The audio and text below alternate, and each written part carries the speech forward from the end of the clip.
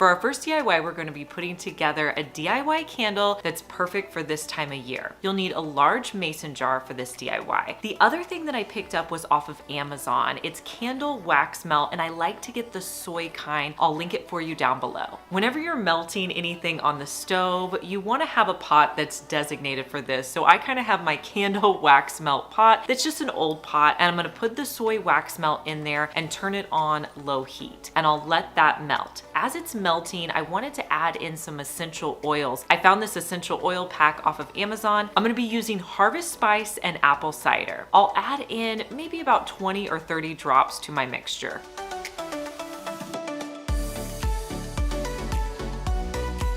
While my wax melt is on the stove, I'm going to put some cinnamon sticks at the bottom of my container. Once all of the wax is completely melted, I'm going to pour it into my mason jar. I didn't have enough, so I needed to melt some more wax until I had enough to fill my jar up. After my jar is completely full, I'm going to add in some additional cinnamon sticks along the edge. This is personal preference, add as many or as few as you like. I'll also place my candle wick in the middle. Now, to get your candle wick to stay in place while everything is drying, what you want to do is put a craft stick on the top, and then I wrap a little bit of tape around my wick, and this is going to hold it in place until it's completely dry. Let it sit out for a few hours, especially since this is a pretty large candle. After it's cooled down, you can remove the stick, and this is perfect to sit out with your holiday decor.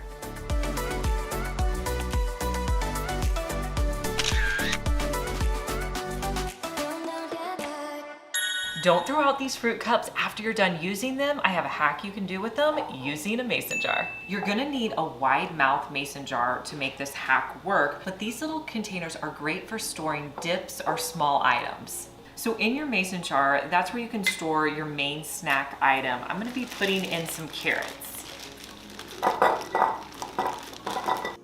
I'll fill up the cup with some hummus.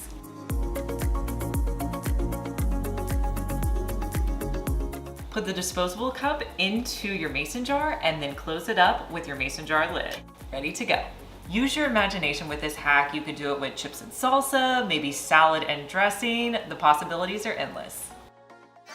Whenever you finish your table salt, do not throw out the container. You can use the pour spout with your mason jar. So what you're gonna do is take the mason jar lid and lay it on top of your container. Make sure you put the circle part over the pour spout. Then use a pen to draw a circle. To start cutting it, I usually use my wire cutters, but then I finish it off with my scissors. Once you cut out the circle, you can put it into the lid of your mason jar. You can put ingredients in here that get all over the place. I put in breadcrumbs, but you could also do flour or sugar. Then you just put your lid back on. Anytime you want to pour them out, just pull open the pour spout.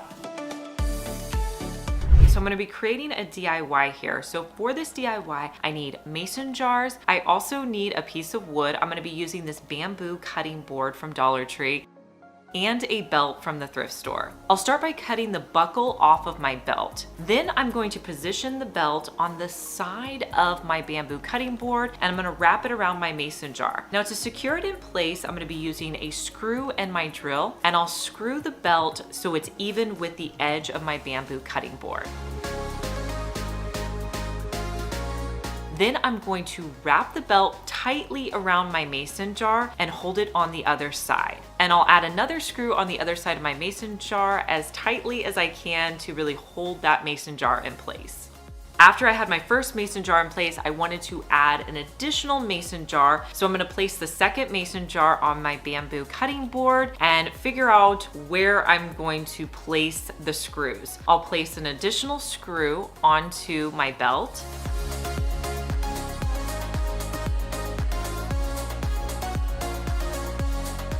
I'll wrap the belt around my mason jar and put the final screw on the other side of the board, making sure that my belt looks nice and level all the way across.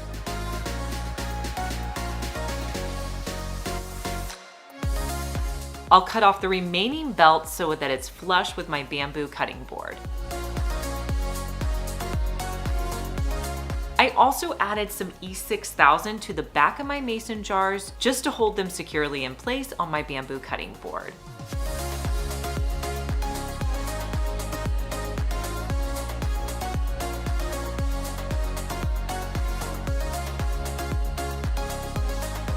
Once your E6000 has a chance to dry, you can put any craft supplies in here. I decided to put my paintbrushes.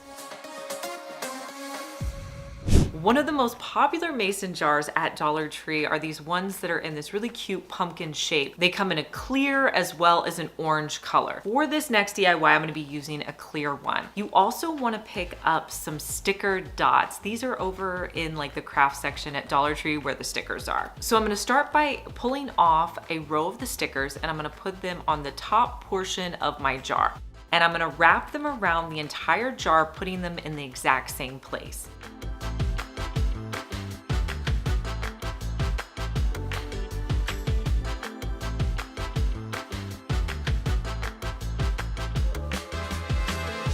When I was adding on the stickers, I noticed that there was about an inch or so at the bottom where I needed some additional stickers. So I will just cut them off and add them to the bottom.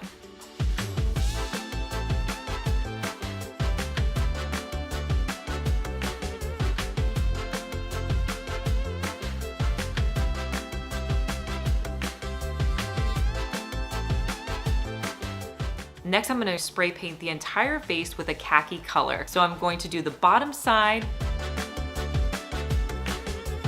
and then flip it over to the front side and add in more of that khaki color.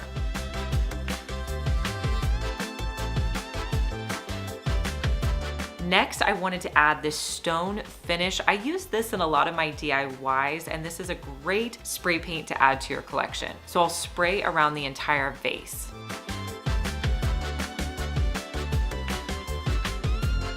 Once my vase is dry, I'm gonna add in some of my favorite florals for this time of year, this pampas grass. I'll link it for you down below, but I'm just going to add in each of the pieces individually to really get that fullness that I'm going for.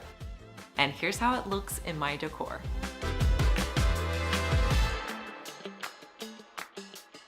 If you've made it this far in the video, thank you so much for watching. Comment the word of the day, which is DIY. You guys already know that the lids on these are super cool, but did you know that the lid on a Parmesan container will fit onto a mason jar? When I found this out, I was blown away. So you can put sugar or any items in here, transfer your lid to your mason jar, and then you can just keep this in your pantry and then sprinkle out a little bit when you need it.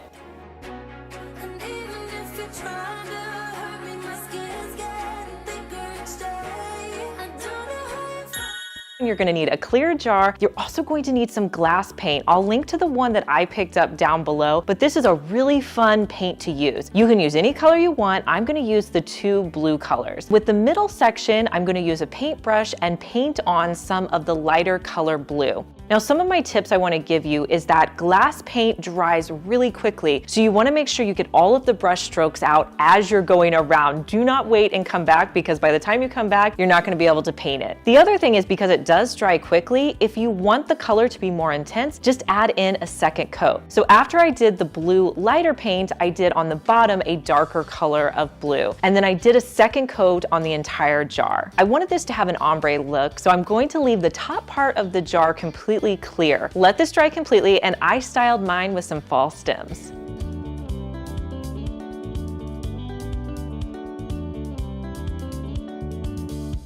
Hey guys, I'm Liz and you're watching my second DIY channel where I post daily DIY videos. You may be familiar with my main channel, Liz Fenwick DIY, but I'm glad that you found me over here on my second channel. Make sure that you're subscribed so you just get notified every day when I post our daily DIY video.